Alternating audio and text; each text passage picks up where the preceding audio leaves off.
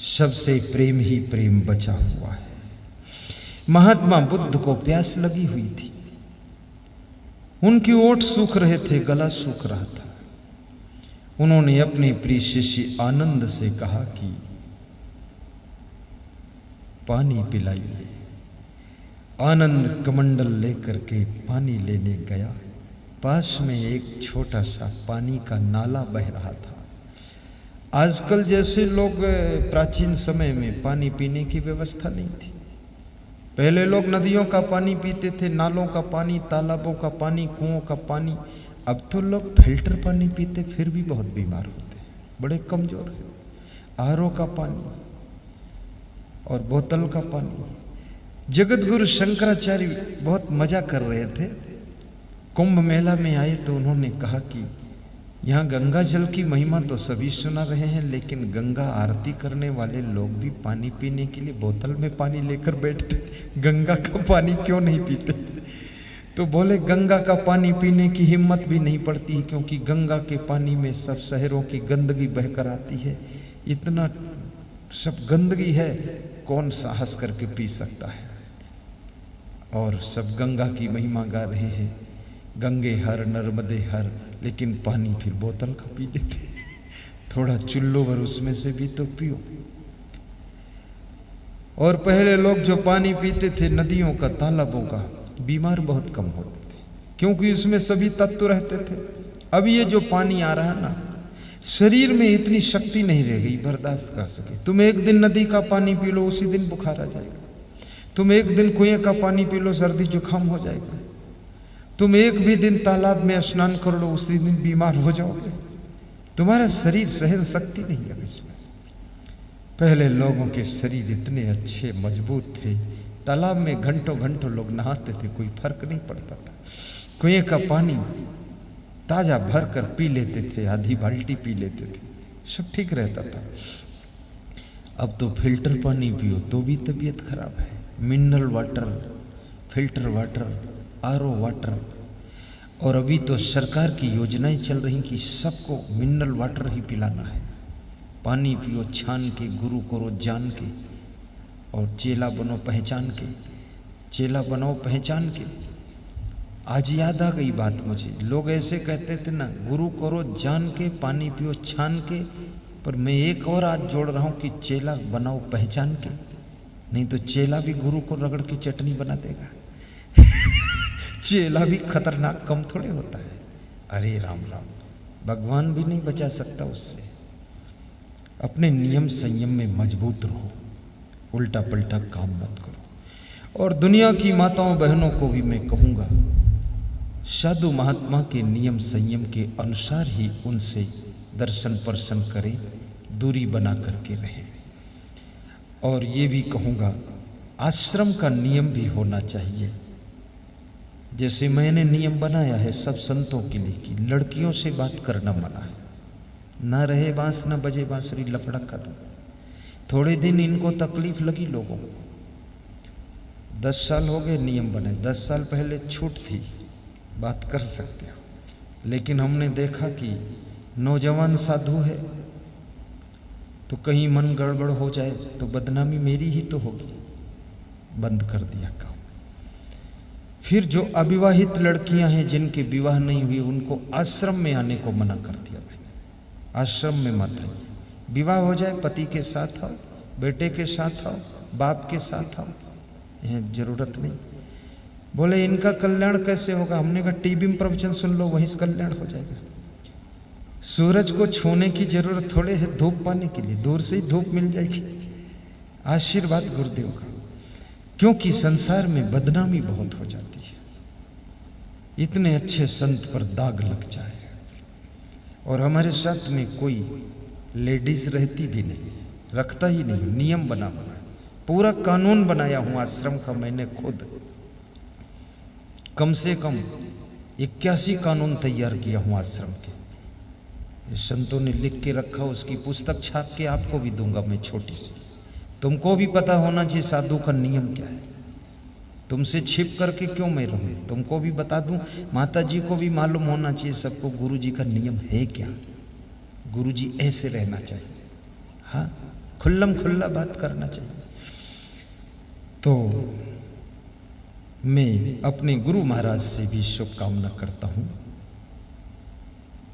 कि कभी भी ऐसी भूल चूक किसी से ना हो, हमारा धर्म सुरक्षित रहे, हमारे देश की महिमा सुरक्षित रहे और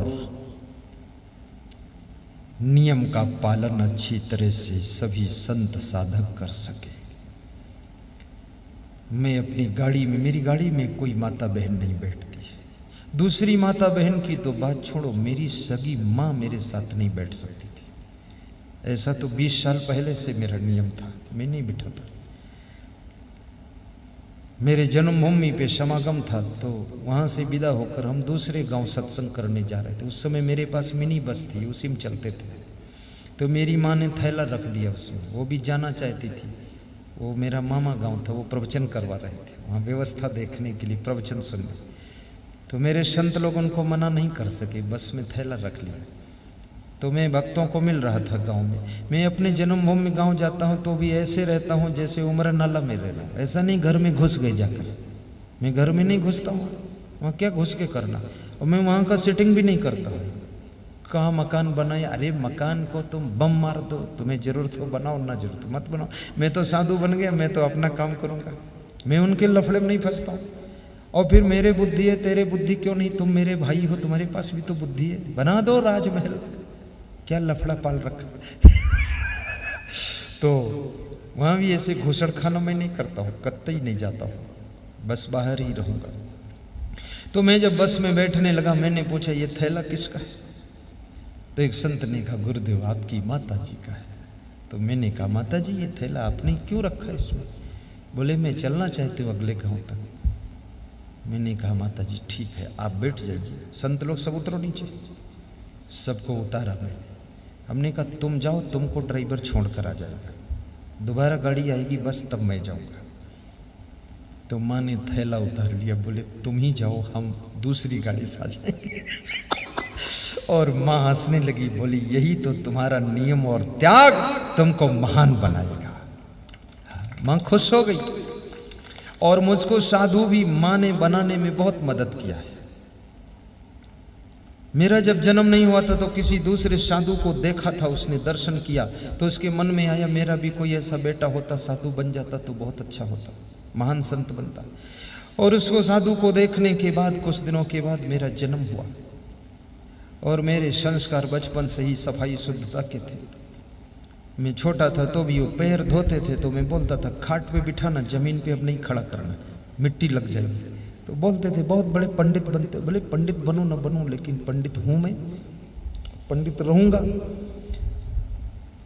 बोले इतनी सफाई शुद्धता नहीं चल पाएगी। हमने कहा मैं तो चलाऊंगा। धीरे धीरे बड़ा हुआ, मेरे संस्कार, मेरी रहनी, मेरी चाल ढाल सब साधु जैसी। फिर माता जी ने कहा कि तुम साधु बनना चाहते हो क्या? हमने कहा बिल्कुल बनूंगा मैं। जब साधु बनने लगा तो माँ ने कहा मेरी आस पूरी हो गई महात्मा, लेकिन लौट के घर मत आना, मोह मत करना, मेरी याद भी मत करना, तुम जाओ। ये एक माँ तुम छोड़ोगे, ऐसी 1 करोड़ माँ मिलेंगी जो तुम्हारी चिंता करेंगी और तुम्हारे लिए खीर बनाकर खिला दिया करेंगी, तुम जाओ यहां से। मैं निकल पड़ा, पोस्ट ग्रेजुएट करके निकला, पूरा पढ़ाई कंप्लीट। ऐसे नहीं भोंदूलाल चलती है वहां से। पढ़ने में भी मुझे बहुत रुचि थी, उसमें भी टॉप। कितने लोग तो पढ़ने में तो नानी मरती उनकी, किताब देखते हैं तो उनको लगता है अरे ये तो बहुत बड़ा सांप बैठा है। पढ़ने में मन लगना चाहिए। धीरे धीरे संत बन करके जब प्रवचन देने लगे, सत्संग सुनाने लगे, माता जी बैठकर सुनने लगी, तो उन्होंने कहा हम इतना बड़ा संत बनने को नहीं सोचे थे, ये सोचे थे साधु बन जाना, ठीक, लेकिन तुम बड़े साधु हो गए, ठीक है, अच्छी बात है, करो सब कल्याण सभी का।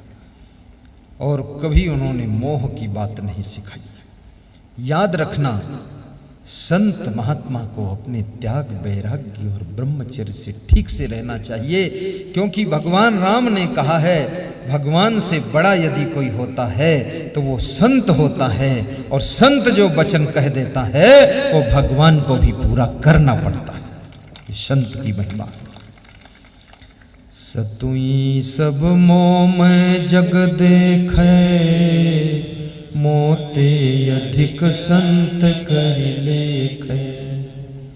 सातवीं भक्ति जो शिवरी को राम ने बताया तो संत का महत्व बताया।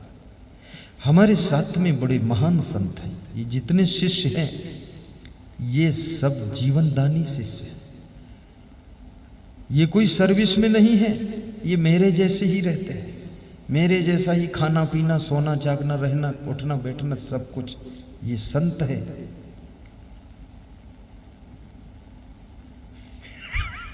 और अलग अलग जिलों के।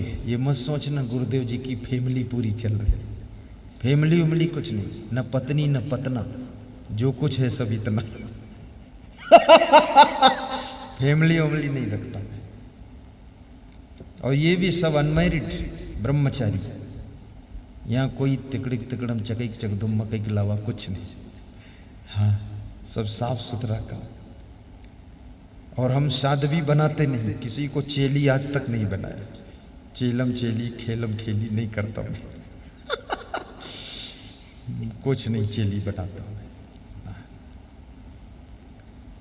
जरूरत नहीं है, सब होशियार है। जिसको कल्याण करना हो। अभी एक साध्वी महिला मिली तो वो बोली कि आप 1 मिनट भी बात नहीं करते हमसे, बस आती हूँ प्रणाम करती हूँ देख लेते। हमने कहा खतरा है बात करने, बात नहीं करना है। तो बोले हम कहाँ रहेंगी। हमने कहा तुम्हारे अंदर इतनी ताकत है, तुम वसुंधरा राजे सिंधिया बन करके राजस्थान की मुख्यमंत्री बनती हो, तुम इंदिरा गांधी बन करके भारत देश की प्रधानमंत्री बन सकती हो, तुम ममता बनर्जी बन करके पूरा पश्चिम बंगाल का नेतृत्व कर सकती हो, और तुम मायावती बन करके उत्तर प्रदेश को इधर उधर घुमा सकती हो। तो तुम आश्रम बना करके सारी लड़कियों को और महिलाओं को वहां साध्वी बनाकर उनका कल्याण भी कर सकती हो। तुम ये साधुओं के लफड़े में क्यों फंसी हुई। साफ बोल दिया मैं। तो बोली आप बिल्कुल लिहाजा नहीं करते, साफ बोलते। मैंने कहा मैं तो साफ ही बोलता हूँ, मैं पचड़े वाला काम करता ही नहीं। मेरे साथ तुम आश्रम में घुसी रहो, उसी किचन में किचपिच बनाती रहो, नहीं करता। और या मैं तुम्हारे साध्वी के आश्रम में आऊं, उसमें खुदर बुदर बनाऊं, मैं नहीं आता।